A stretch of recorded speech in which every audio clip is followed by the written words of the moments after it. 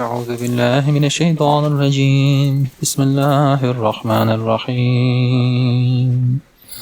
لإيلاف قريش إيلافهم رحلة الشتاء والصيف فليعبدوا رب هذا البيت الذي أطعمهم من جوع وآمنهم من خوف. صدق الله العظيم. سبحان ربك رب العزة عما يصفون وسلام على المرسلين والحمد لله رب العالمين.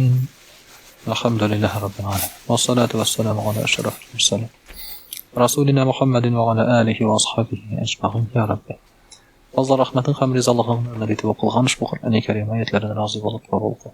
Onların hasıl ve acır sevaplarına. Peygamberimiz Muhammed Mustafa sallallahu aleyhi ve sellem, onun ehl-i beyti, sahabı kiramlarımızın, atabız, edamanabız, havanın, cemi'a, enbiya, mürselinlerimizin ruh şeriflerine eriştir. Etiyeni, ebi, baba, ilqız tuğanlarımızın, sizlerimizde hakları bulup dağa muhtaç olan ve Müslüman kardeşlerimizin ruh şeriflerine eriştir, Ya Rabbi. Allah'ını bizden razı kılıp, bizden Allah'tan razı bulsan.